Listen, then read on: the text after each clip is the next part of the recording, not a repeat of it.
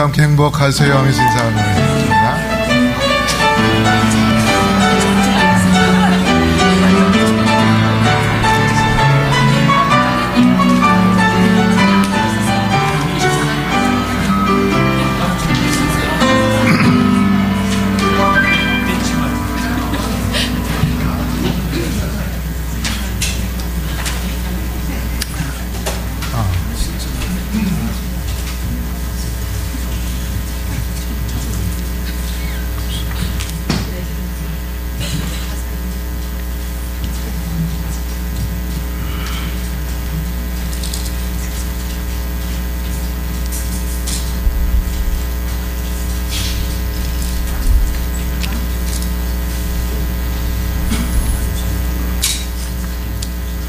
오늘 여러분에게 드릴 말씀의 제목은 요나의 표적이라는 제목으로 말씀을 드리려고 합니다. 우리 기억절 해볼까요? 시작. 사랑하는 자여 내 영혼이 잘됨같이 내가 범사에 잘되고 강건하기를 내가 간구하노라. 우리 마태복음 12장 38절부터 41절까지 우리 성경처럼 한번 찾아볼까요? 성경을 찾을 수 있는 대로 찾아보시면 좋겠습니다. 마태복음 12장 38절부터 41절까지입니다. 찾으시면 성경 보실 수 있는 분은 성경 보시고 이 앞에 읽어보실 분은 또 읽으시면 좋겠습니다. 같이 읽겠습니다. 시작. 그때에 서기관과 바리새인 중 몇 사람이 말하되 선생님이여 우리에게 표적 보여주시기를 원하나이다. 예수께서 대답하여 가라사대 악하고 음란한 세대가 표적을 구하나 선지자 요나의 표적 밖에는 보일 표적이 없느니라. 요나가 밤낮 사흘을 큰 물고기 뱃속에 있었던 것 같이 인자도 밤낮 사흘을 땅속에 있으리라. 심판 때에 니느웨 사람들이 일어나 이 세대 사람을 정죄하리니 이는 그들이 요나의 전도를 듣고 회개하였으며니와 요나보다 더 큰 이가 여기 있으며. 38절과 39절을 먼저 보면 그때에 서기관과 바리새인들 중 몇 사람이 예수님에게 이야기하기를 우리에게 표적을 보여달라, 그렇게 이야기합니다. 예수님께서 사실 표적을, 기적들을 많이 보여주셨습니다. 근데 여기서 이야기하는 표적,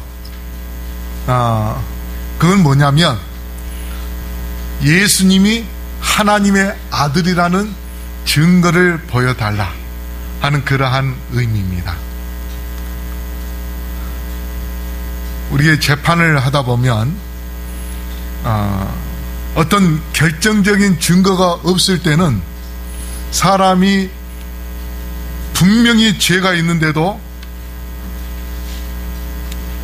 그 사람이 분명히 심증으로는 살인자인데 어떤 결정적인 물증이 없어가지고 그냥 무죄로 풀려나는 사람이 있어요. 그러다가 나중에 DNA를 발견해가지고 결정적인 그 증거에 의해서 그 사람이 살인자라는 것을 증명하게 되어 재판에 살인자로 사형 언도를 받는다든지 무기징역을 받는다든지 그런 일들이 있습니다. 예수님이 사실 많은 기적들을 행하셨는데 지금 여기에 서기관과 바리새인들이 예수님께 뭘 요구하고 있어요? 표적을 요구하고 있어요. 당신이 하나님의 아들이라는 증거를 대봐라.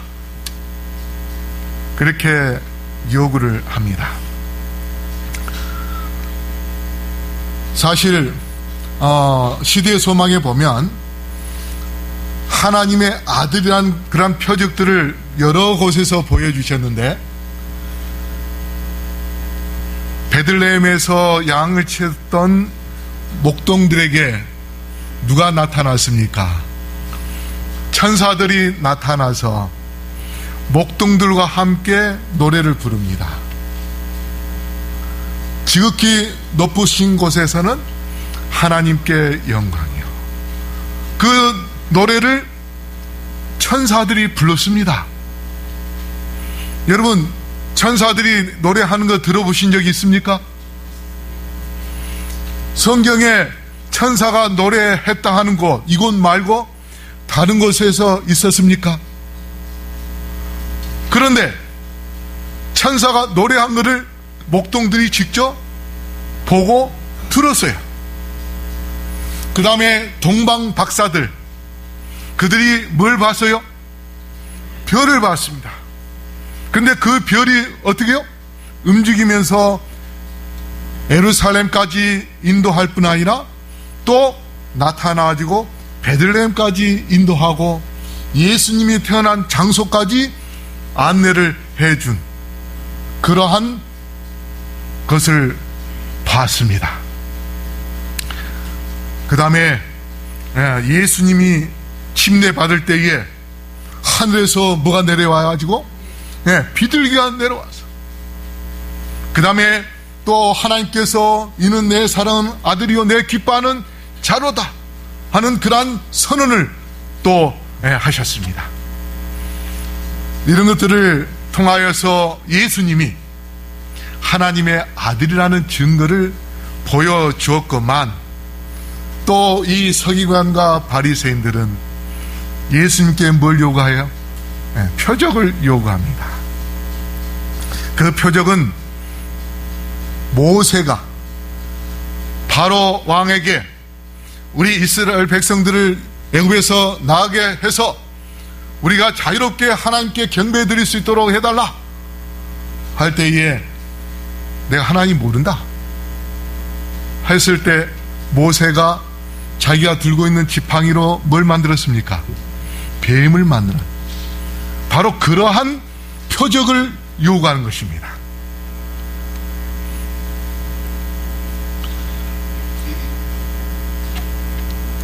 여기 시대의 소망에 보면 예수의 이적의 가장 큰 의의는 그 이적들이 인류의 축복을 위하여 행하여졌다는 사실에서 볼 수가 있다. 그가 하나님에게서 왔다는 가장 큰 증거는 그의 생애가 하나님의 품성을 드러낸 것이다. 그는 하나님의 사업을 행하셨고 하나님의 말씀을 말씀하셨다. 이와 같은 생애는 모든 이적 중에서 가장 큰 이적이다. 예수님의 삶 자체가 하나님의 품성을 드러내는 삶이었어요. 그분이 아침에 일어날 때부터 저녁에 잘 때까지 늘 아버지 하나님께 기도하고 기도하지 않으면 말씀을 전하고 또 가난한 자를 찾아가서 위로하고 그들에게 복음을 전하고 그 다음에 병든 자를 또 치료해 주시고 심지어 죽은 자도 살려주시는 그러한 삶을 살아서 그 당시에 종교 지도자들이 예수님을 죽이려고 하고 여러 가지로 예수님을 모함하고 그렇게 했지만 예수님은 그들이 죽이려 할 때마다 그 자리에서 도망가서 피하고 그렇게 하셨어요. 만약 예수님께서 천사들에게 말씀 한마디만 하셨다면 이스라엘 백성들을 다 어떻게요? 다 죽일 수도 있었어요.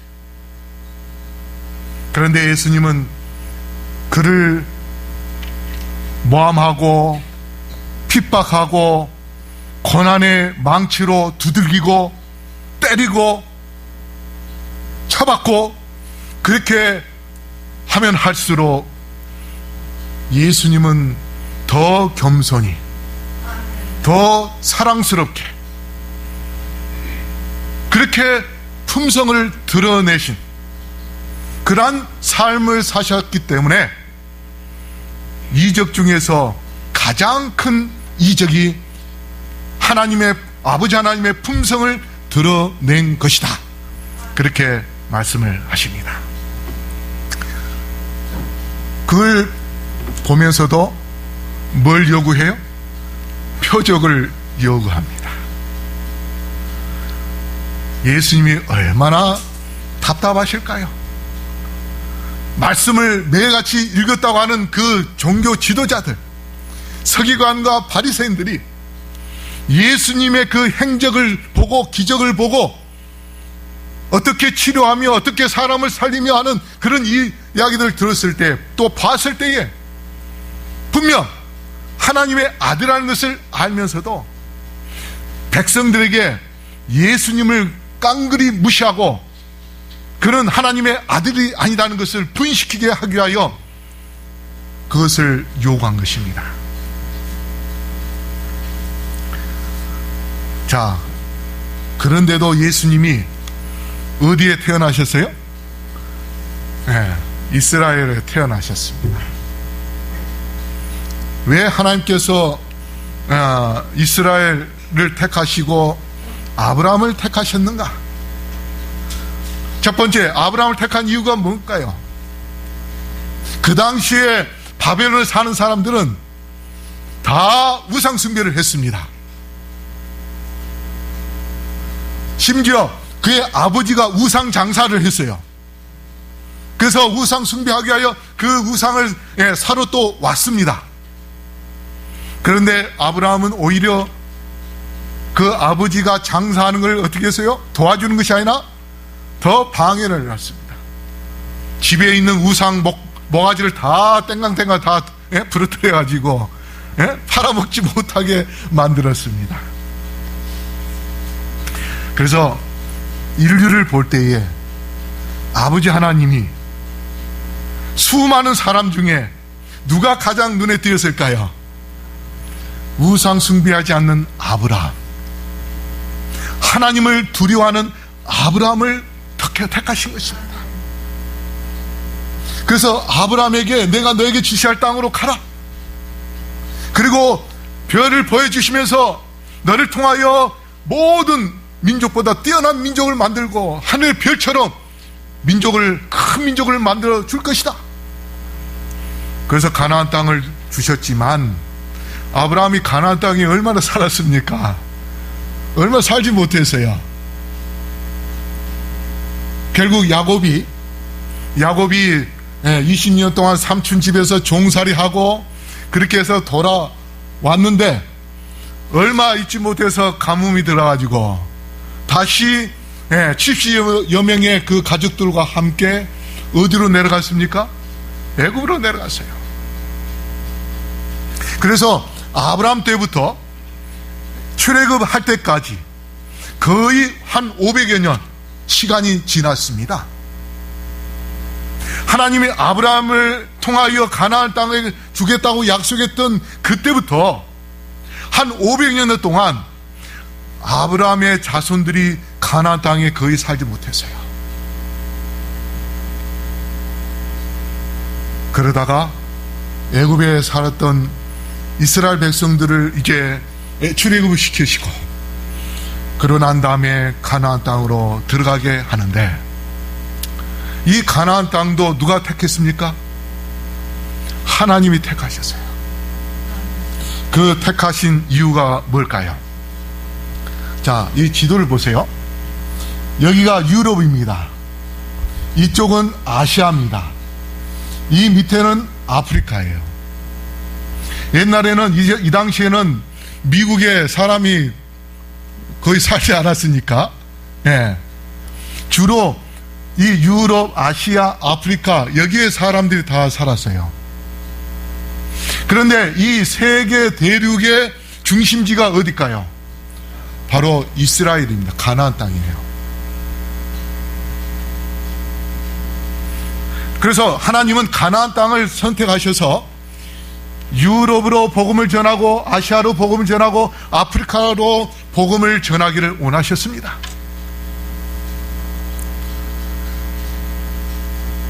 군사력을 키워서 정복하기를 원하는 것이 아니고, 군사가 아니고 제사로, 하나님께 양을 바친 제사로 세계를 정복하기를 원하신 것입니다.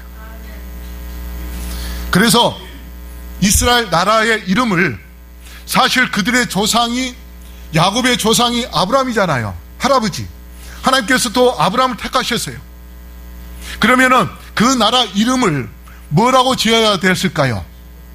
이스라엘이라는 나라라는 이름보다는 뭐예요? 아브라함을 먼저 택하셨으니까 나라 이름을 아브라함 이렇게 지어야 됐었는데, 그 나라 이름을 뭘로 지었습니까? 이스라엘이라는 이름을 지었어요. 그것도 아버지를 속이고 형을 속이고, 예, 또 삼촌도 속이고, 그렇게 하는 사기꾼, 어떤 면에서 보면 그런 사기꾼인데, 그가 그렇게 고생하면서 마지막 하나님과 씨름하여 이긴 그 야곱, 하나님께서 그에게 이름을 주신 이스라엘,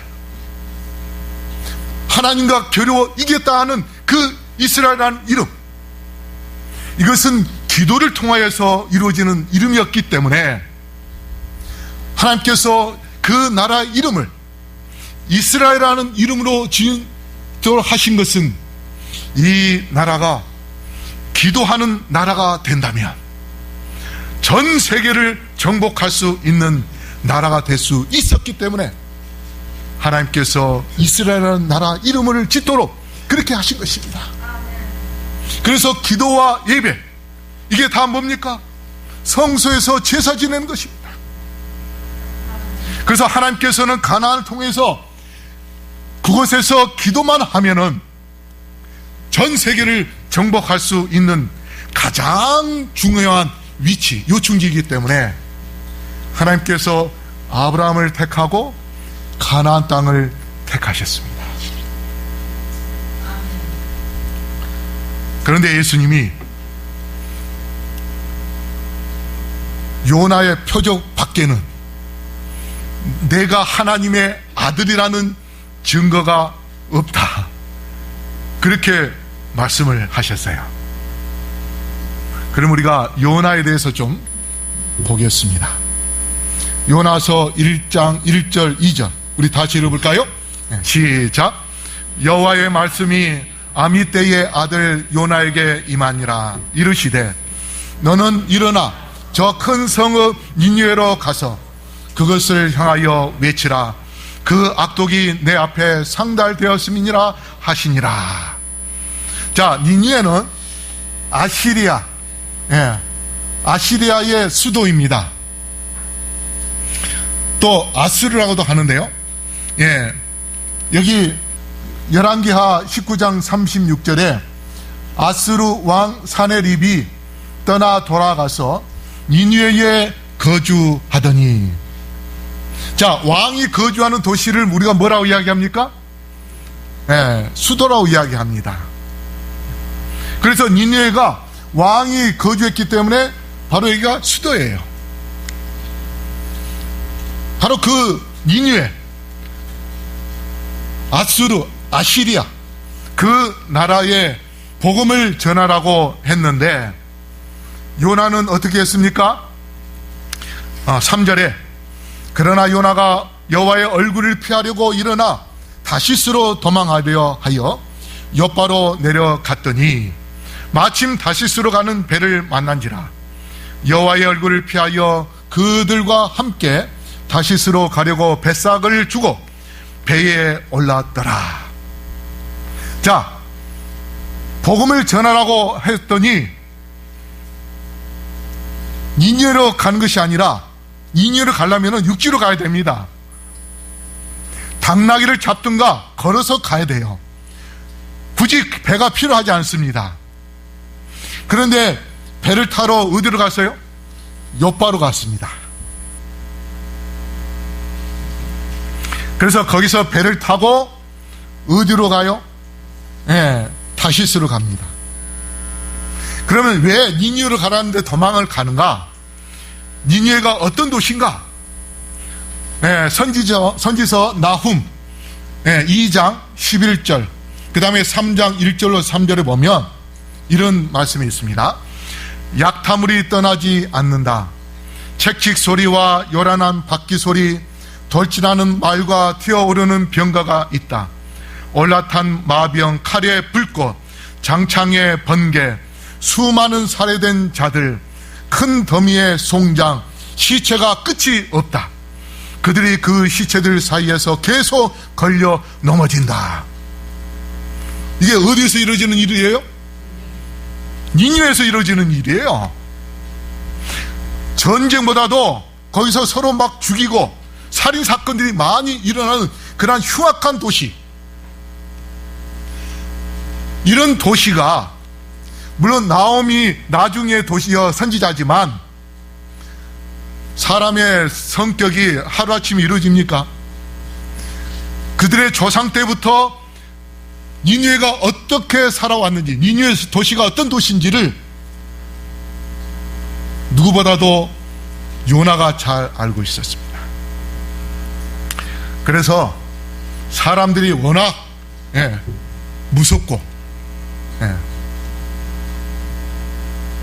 그런데 이 소문이라는 게, 남의 나라에서 이루어지는 소문은요, 조그만 것도 굉장히 크게 전달이 돼요. 제가 러시아에 살았을 때에 물론 강도들이 있어요. 그리고 또 뭐 살인사건도 있습니다. 그런데 그 나라만 있습니까? 우리나라 없습니까? 근데 뉴스 한 사건만 딱 나타나도 뭐예요? 아, 러시아 전체가 다, 사람들이 다 살인자로 보여. 그런데 이 니느웨에서 들려오는 소식이 들려올 때에, 아, 시체 더미, 사람들이 막 살인사건이 계속 일어나고 하니까, 그래서 더 무서워요. 제가 러시아로 선교사로 가기 전에 제가 화천에 있었는데, 춘천에 있는 연세 드신 목사님이 저보고 그러더라고요. 김 목사, 그 사할린 얼마나 추운지 4월 달에 거기 다녀온 연합회장과 합회장님들이 공항에 내릴 때에 두꺼운 파카를 입고 내리더라. 그 추운 곳에 어린 애들 데리고 어떻게 살려고 가려고 하느냐. 근데 막상 가보니까 또 살만해요. 그런 소식을 들은 이 요나가 어디로 도망가요? 다시스로 도망가는데, 자, 여기가 니느웨라면 다시스는 어디냐면 스페인입니다. 얼마나 깁니까? 한 4배나 더 길어요. 그것도 다 뭘로? 배로 가야 돼요. 풍량을 맞고. 그런데 하나님께서 찾지 못하게 하려고 꽁꽁 숨어 버리려고 배를 타되 또 어디로 숨었어요? 밑에 또 숨어 있어. 배도 아마 굉장히 컸을 거예요. 왜 그런가 하면 여기에서 다시스까지 배가 가려면은 먹을 것도 풍족하게 있어야 돼요. 그러면 양식을 많이 싣고 사람도 많이 타고 가려면은 또 무역을 해야 되니까, 그런 물건들을 싣고 가려면은 사람들도 많이 타려면 배가 커야 돼요. 그런데 그 배 하나님께서 어떻게 했어요? 풍랑을 일게 해가지고 결국은 요나가 바다 속에 들어가죠. 그래서 바다에 빠뜨리게 했을 때에 하나님께서 큰 물고기, 오늘날의 고래 정도 됐을 것이다, 그렇게 이야기하지만 우리 SD 성경 주석에서는 바다의 괴물이라고 그렇게 이야기합니다. 바다의 괴물. 괴물이라면 한 사람이 그 안에 들어가서 숨 쉬고 살 수 있을 만한 내장의 크기가 그 정도 커야 돼요. 그런 바다 고기, 괴물. 그 괴물이 나타나서 요나가 바다에 빠지자마자 삼켜가지고 그 속에 3일 동안 살게 했습니다. 그래서 그 속에서 이제 요나가 하나님께 기도합니다. 요나서 2장 9절 10절 우리 다시 한번 읽어볼까요? 시작. 나는 감사하는 목소리로 주께 제사를 드리며 나의 서원을 주께 갚겠나이다. 구원은 여호와께 속하였나이다 하니라. 여호와께서 그 물고기에 말씀하시매 요나를 육지에 토하니라. 여러분, 이 구절이 아주 중요합니다. 나는 감사하는 목소리로 주께 제사를 드리며 나의 서원을 주께 갚겠나이다. 구원은 여호와께 속하였나이다. 자, 여기 이 제사는 뭐냐? 바로 예수님의 십자가에 대한 것을 이야기한 것입니다. 예수님이 우리를 위하여 십자가에 달려 돌아가실 것을 요나가 알고 기도했습니다. 그 다음에 서원은 뭐냐? 예수님의, 하나님의 아들을 이 땅에 보내주겠다고 하는 약속을 지키겠다는 것입니다. 그걸 우리가 어떻게 할 수 있는가 하면 구원은 여호와께 속하였나이다. 이 말을 두 단어로 줄이면 뭡니까? 예? 여기 나오잖아요. 여기 답이 있잖아요. 예수. 예수란 말은 뭡니까? 자기 백성을 저희 죄에서 구원할 자. 그래서 요나가 그 고기 속에서 하나님께 기도했던 그 기도의 내용은 바로 하나님의 아들을 이 땅에 보내주실 것을 알고 본인이 3일 동안 그 바다 속에 고기 속에 들어있는 것, 그것에 대해 예수님은 뭐라고 말씀했습니까?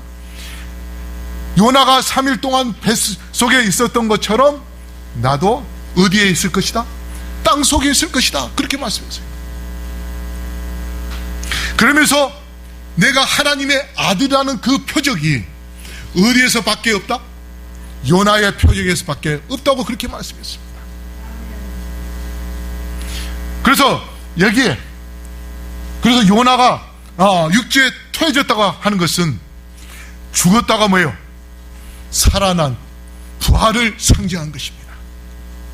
이거는 침례적인 의미도 있지만은 예수님의 부활을 나타낸 것입니다.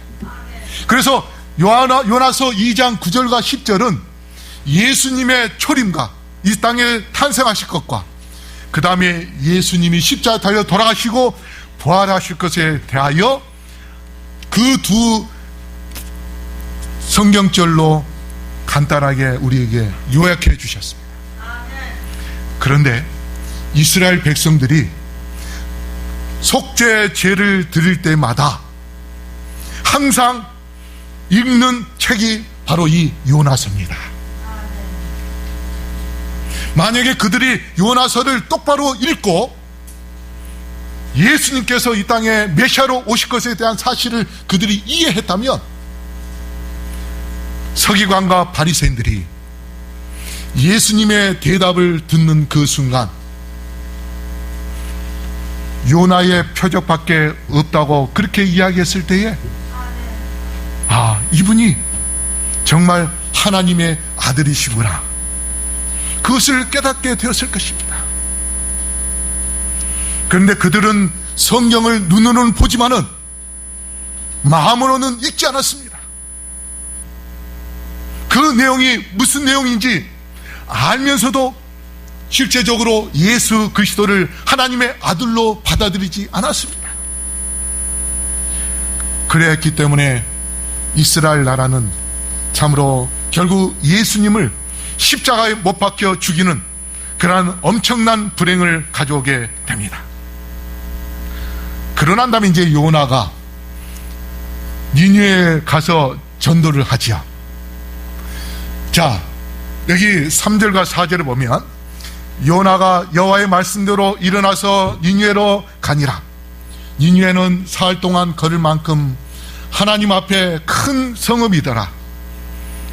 요나가 그 성읍에 들어가서 하루 동안 다니며 외쳐 이르되 40일이 지나면 니느웨가 무너지리라 하였더니, 자, 니느웨 성을 돌려면 며칠 걸린다고요? 네, 사흘이니까 3일 걸려요. 3일 동안 그냥 걸어서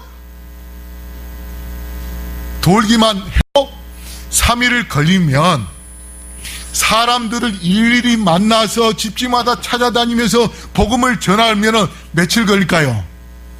한 40일 잡아야 됩니다. 혼자서 복음을 전하려면. 그래서 하나님께서 며칠 뒤에 40일 뒤에 니느웨 성이 무너질 것이다.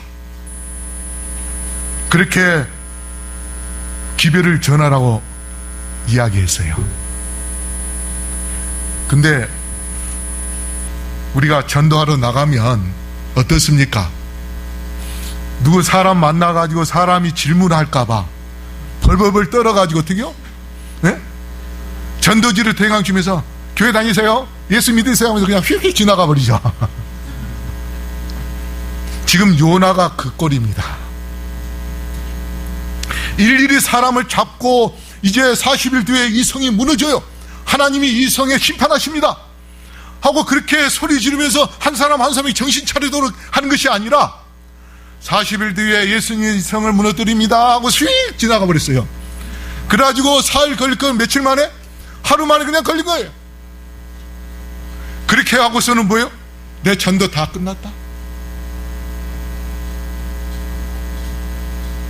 그런데 그렇게 했지만 무슨 일이 벌어집니까?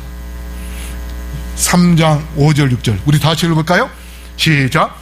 니느웨 사람들이 하나님을 믿고 금식을 선포하고 높고 낮은 자를 막론하고 굵은 배의 옷을 입은지라. 그 일이 니느웨 왕에게 들리매 왕이 보좌에서 일어나 왕복을 벗고 굵은 배의 옷을 입고 제2에 앉으니. 아니 대충 대충 해서 이렇게 갖고 지나가 버렸는데, 그것도 큰 소리를 했을까요? 큰 소리를 하지 않았을 거예요. 그냥 사람들 가까이 있는 사람만 겨우 들을 수 있을 정도로 40일 뒤에 하나님이 이 성을 무너뜨립니다. 또 지나가다 한참 지나가다 또 누구 좀 점잖은 사람 있으면 그 사람 만나가지고 왜요? 40일 뒤에 이 성 무너집니다. 만난 사람마다 그렇게 이야기하지 않았을 거예요. 좀 괜찮다고 생각하는 사람은 만나서 이야기하고, 좀 우락부락하게 생긴 사람은 어떻게요? 아이고 무서워하면서 또 피해가서 도망가고. 그런데도 그 복음을 듣고 백성들이 옷을 찢고 제2에 앉아서 회개하고, 그 소식을 또 누가 들어요? 왕이 들어. 그런데 이 복음을 전하기 전 무슨 일이 있었는가 하면, 이 니느웨에 홍수가 있었습니다. 3년 전에. 그래가지고 3년 전에 피해가 굉장히 컸습니다. 그래서 그걸로 인해서 이제 우리가 우리 신에게 제대로 제사도 안 지내고 그렇게 해서 이런 재앙이 되는가 보다 하고서 또 우상에게 더 열심히 재물을 바치고 정성껏 그렇게 했는데, 하나님께서 또 뭘 내렸어요? 전염병을 내렸어요. 오히려 홍수보다 더 많은 사람들이 죽었습니다. 그래가지고 사람들이 공포에 휩싸이고 그렇게 했는데, 그때에 무슨 일이 있었는가? 기원전 763년 6월 13일, 오늘이 6월 며칠이에요? 15일. 바로 이틀 전, 월과 일로 볼 때는 이틀 전이고, 연도로 따진다면 2782년 전에 뭐가 있었는가? 계기일식이 있었습니다. 바로 이 요나가 복음을 전하는 날, 계기일식이 있었어요.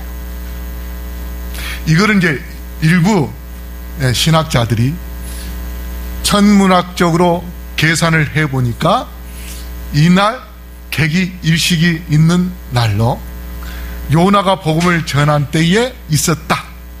그래서 하루아침에 그냥 3일 돌아도 다 돌 수 없는 사람들 만나면서 전도해도 그렇게 할 수 없는 그런 상황이었는데, 그것도 휘릭하면서 하루 만에 복음을 전했는데 어떻게 12만 명 니느웨에 살고 있는 그 백성들이 다 회개할 수 있었을까?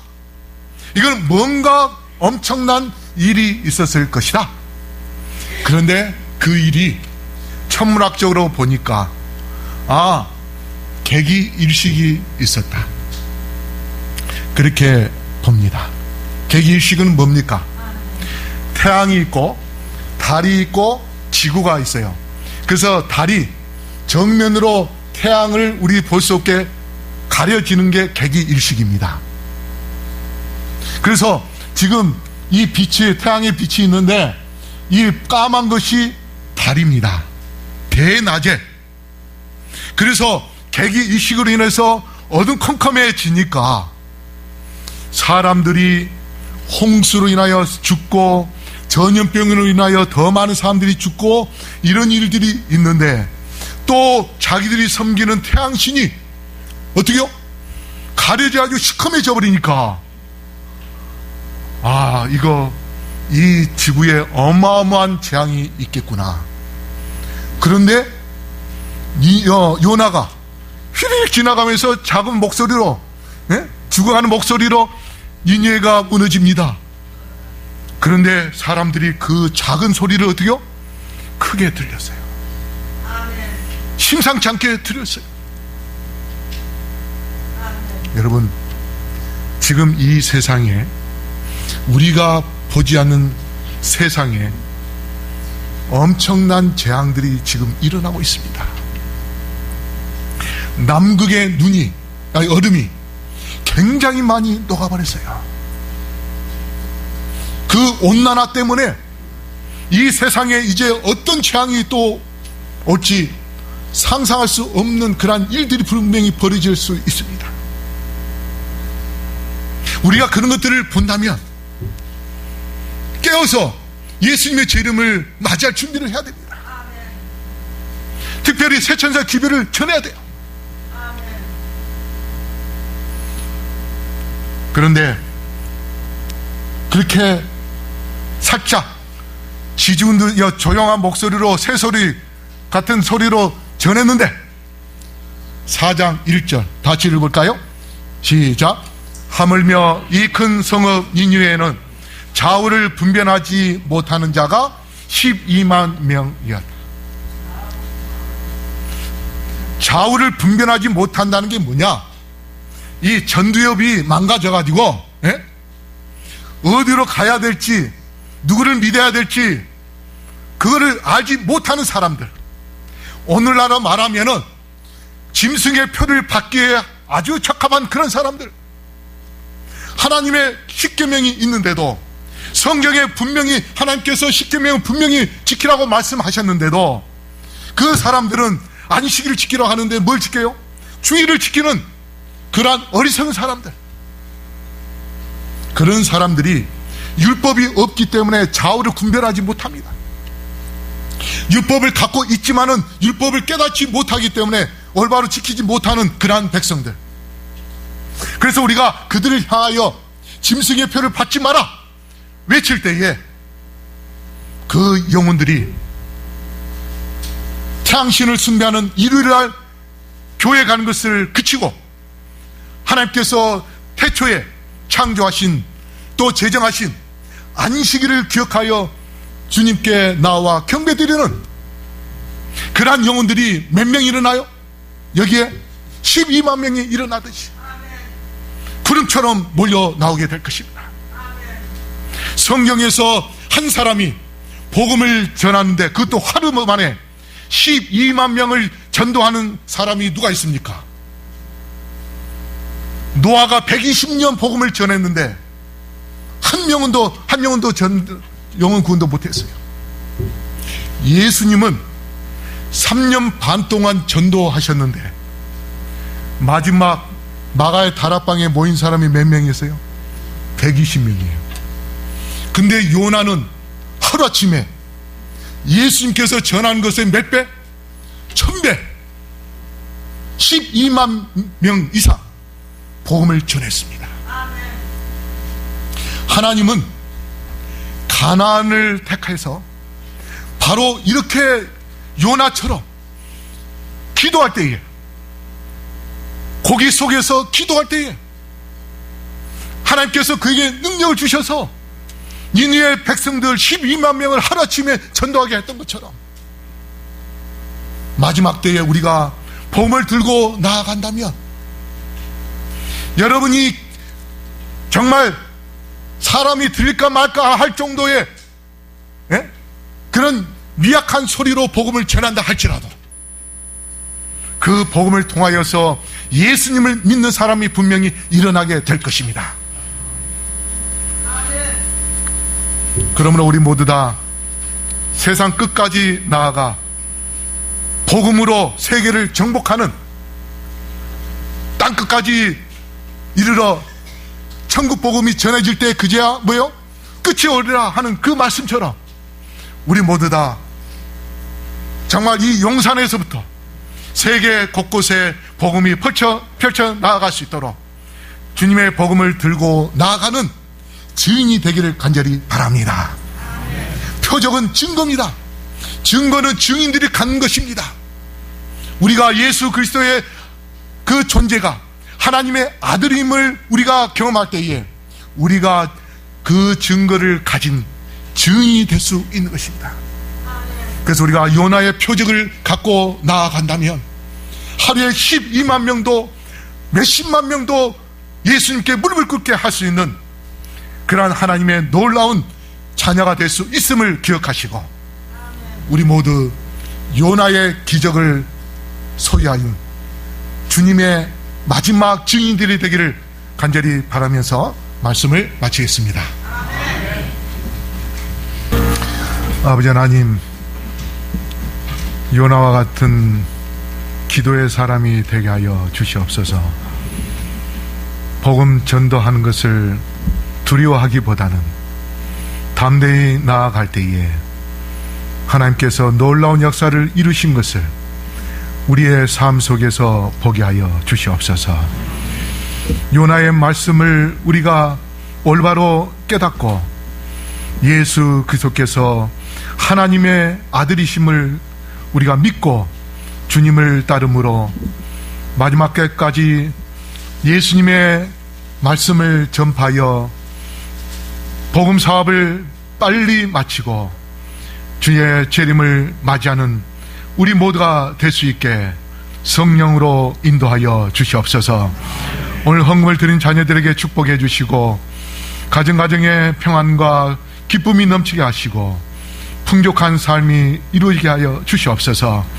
또 여러 가지로 구별하여 드린 그 아름다운 마음에 축복해 주심으로 주께서 거룩하게 하여 주시옵시고 그를 통해서 놀라운 역사를 이루어 주시옵소서.